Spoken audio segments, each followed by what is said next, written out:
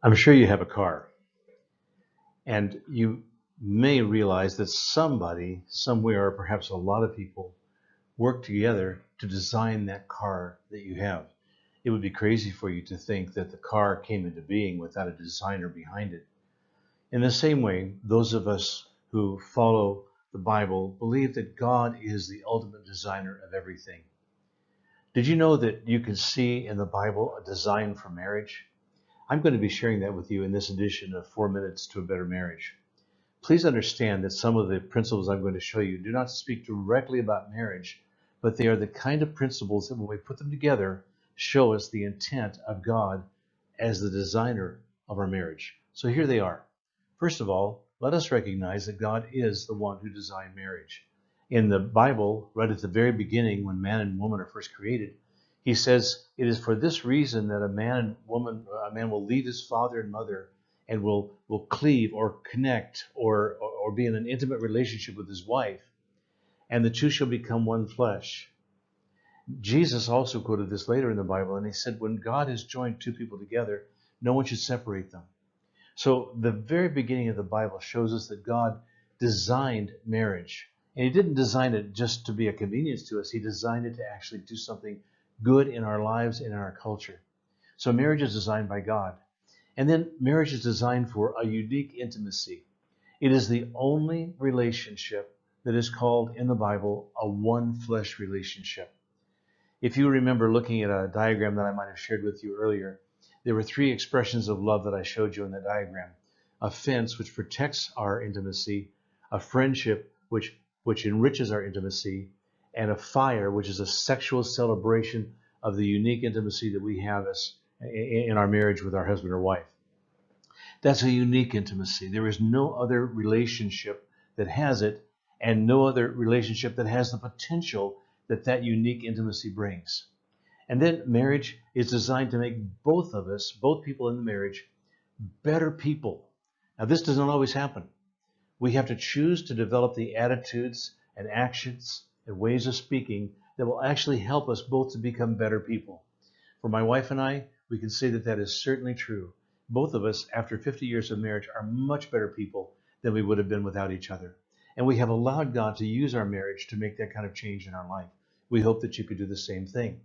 And then marriage is designed for joy. Marriage was never supposed to be just an endurance contest to see who gives up first or who could do the most harm. It's meant to be joyful, where there's a sense of contentment and fulfillment and a satisfaction that comes knowing that we are together with someone who really cares for us and wants to journey with us through life.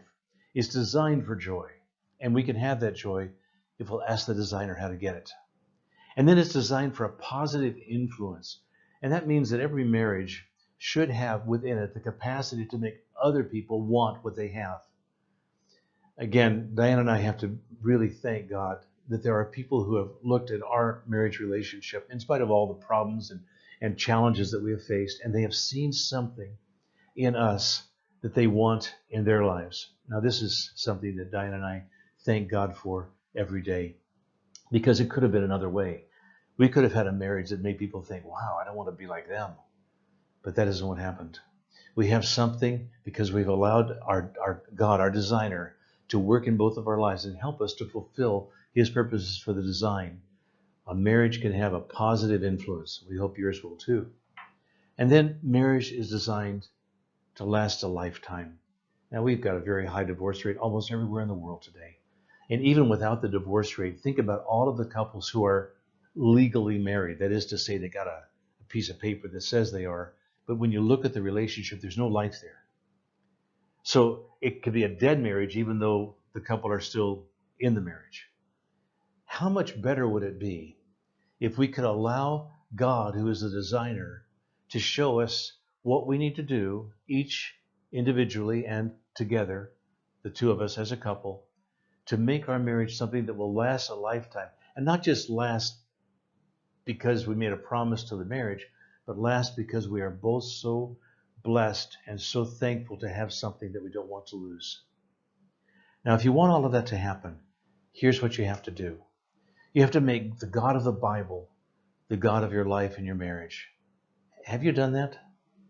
If you haven't, Would you consider doing that? Just ask this God of the Bible to show you what he's really like. And find some people who know him, who can help you to know him in your life and make his life the power that makes your life successful and your marriage fulfilling. This is Mike Constantine, and this is 4 minutes to a better marriage.